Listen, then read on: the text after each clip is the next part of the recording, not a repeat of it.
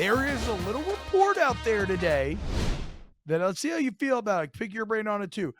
Deion Sanders, Saturday Down South.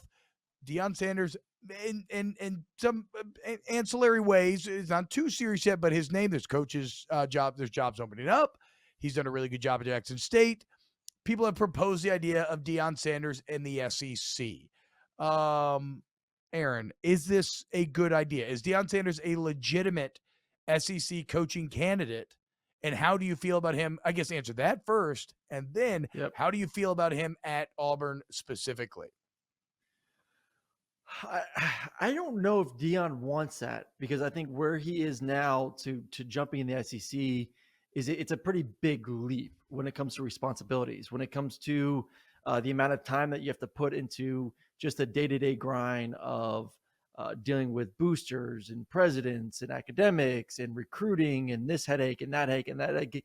It becomes less of a, I'm not saying what he's doing is a hobby, but it definitely increases a lot more. And I think Deion's a hell of a human being. He's obviously doing a hell of a job there at Jackson State. I believe they're undefeated right now at 3-0. They will continue to have a lot of success there. They had the number one recruit in the country last year, that DB that went past Alabama and Florida State and said, no, I'm going to go with Deion and learn from the greatest of all time. But does he want to take on that headache? Is he willing to commit to everything that a coach at this level has to do in order to be successful?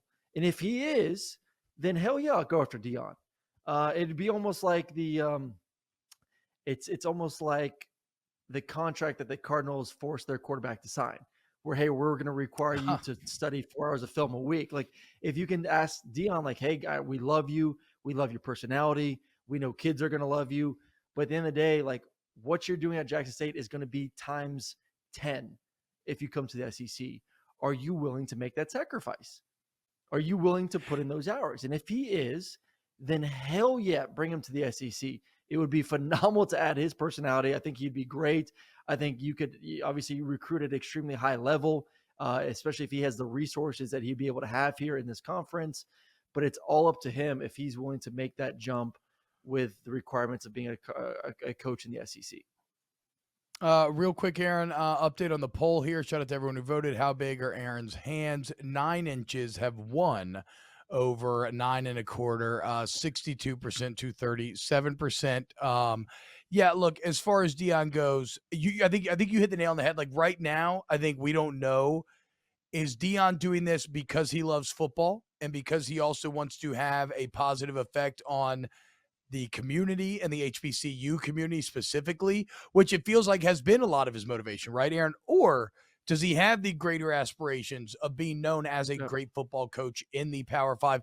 Even then, though, bro, I mean, there's like, I get it. Deion has the self-belief required. He has the confidence required to go into Auburn and compete with Alabama, like on the recruiting trail and everything. And dude, it would make the Aflac commercials awesome, right? Even better if here he got Saban and the Duck and Deion and they're literally at Auburn, Alabama. But outside of that, I just don't see a fit at all. Mm-hmm. The Auburn brand is not the Deion brand. Let's be painfully clear about that, right? When I used to go to Auburn for recruiting visits in high school, we would like go out shoot and skeet. I remember seeing this blonde college girl that blew my mind because I thought she was so good looking at the time. And then she proceeded to throw in the fattest dip that I've ever seen, at least the fattest female lipper that I've ever seen. I still remember to this day. It's mind-blowing. It's like seared into my head. And the point of that is that's not really Prime's brand. Did you propose to her after that? I mean, I could see T-Bob seeing that and saying, please marry me and have my children right now.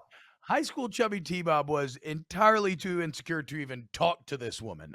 This was all viewed from across the conversation circle. So no, unfortunately not. But I would love to see. The point so Kirby Visor brought up a good point. Like, I would love to see Deion essentially put the middle fingers up at all the boosters at Auburn. Because I think he would. Like, I think if you brought Deion in, I think he has the brass balls to essentially look at those boosters and say, guys, I'm running this program how I want to run this program. I agree with that. You brought in prime time, and maybe that's what they need. Yeah. Maybe they need someone like that that's literally just going to do what he wants to do. He's not going to bend over backwards for Yellowwood or this guy or that guy who's paying Auburn X amount of dollars every year. He's gonna say, no, like I'm Deion, I'm primetime. This is my show, and I'm gonna run this the way I want to run it. And I think that's what Auburn needs. They need someone like that. And once again, man, it's like how much effort, how much does he want to put into it? Because he can't just roll in there whenever he wants. I think that's going to be easy pickings. He does carry an interesting amount of risk too. Even though, look, I'm someone who I am a oh, what's the word I'm looking for? Not agnostic. I guess I can't remember the exact phrase that I stole from Malcolm Gladwell.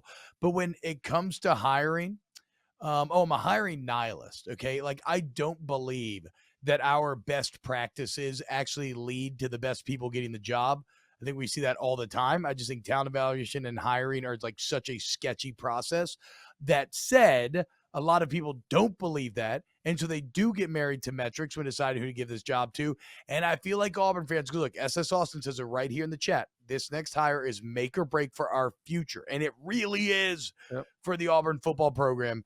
And Deion's resume, while nice, 18-5 overall, including this year, he went from 4-3 in 2020 to 11-2 last year, 9-0 in the SWAC, 2021 SWAC Coach of the Year. A nice resume, but a pretty small resume in terms of what a jump up in job it would be. So I don't know that even then the powers that be would go ahead and extend it.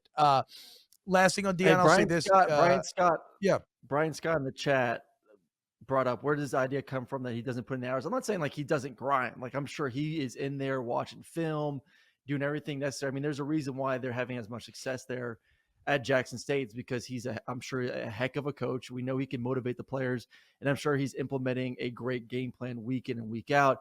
But there's just a lot more essentially BS that you have to deal with of being a head coach at a place like Auburn or anywhere in the Power Five, especially in the SEC. Way more That's politics. More what I'm way more with. politics. Way more. It's not the X's and O's. Like, once again, Deion knows football. He knows the game. He loves the game, and I'm sure he puts in just as much work in that part of coaching as any Power Five coach. It's not that.